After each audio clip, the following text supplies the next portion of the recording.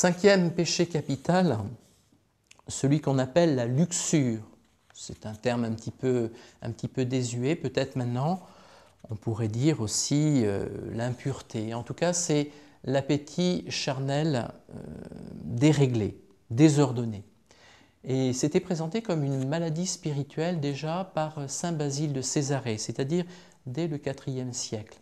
En effet, la luxure commence justement dans le cœur. Elle commence à infecter le cœur avant de se propager dans nos membres. Alors à l'heure actuelle, beaucoup de gens disent « mais mon père, j'ai des pulsions, donc il faut bien les satisfaire ». Oui, mais nous ne sommes pas des animaux et nous ne devons pas subir passivement la tyrannie des pulsions, comme un animal qui n'a pas d'autre recours.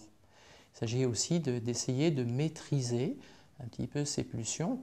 Je n'entre pas dans les considérations de pathologie, mais non, la pulsion ne doit pas nous tyranniser et imposer son point de vue sans que nous puissions réagir. Tout commence dans le cœur, en fait. C'est d'abord la vigilance du cœur qu'il faut pratiquer. C'est Jésus lui-même qui le dit. Tout homme qui regarde une femme et la désire a déjà commis l'adultère avec elle dans son cœur. Donc tout naît vraiment des pensées, des mouvements du cœur. Il faut donc veiller justement à ce cœur, à la vigilance du cœur. Très concrètement, il faut veiller au regard. Tout dépend de la façon dont nous regardons.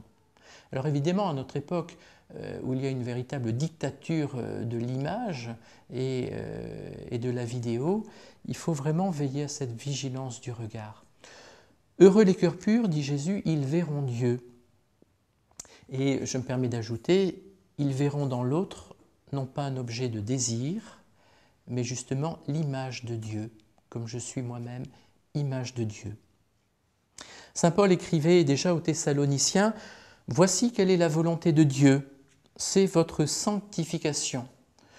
C'est que vous vous absteniez de l'impudicité, que chacun de vous sache user de son corps avec respect et sainteté, sans se laisser emporter par la passion, comme font les païens qui ne connaissent pas Dieu. » Et là aussi, on voit que plus on connaît Dieu, plus on cherche à le connaître et établir avec lui des rapports fondés sur la confiance et sur l'amour, plus on est apte justement à maîtriser les mouvements de la sensualité et du corps.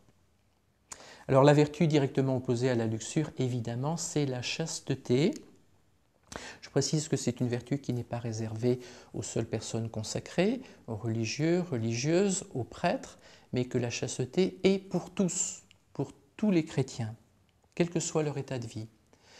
Saint François de Sales nous dit que la chasteté, c'est en fait un don de Dieu qui ne s'arrache pas par la force de la contrainte, car les dons de Dieu se donnent gratuitement selon la disposition du cœur. Et plus près de nous, Jean-Paul II définissait de manière admirable la chasteté comme la transparence de l'intériorité. Oui, c'est vraiment une vertu que nous devons rechercher, cultiver avec soin. C'est surtout la grâce que nous devons demander, car nous vivons dans un monde où effectivement l'impureté est vraiment s'étale à tous les niveaux et commet beaucoup de ravages dans les cœurs d'abord, et dans les corps et les sensibilités ensuite.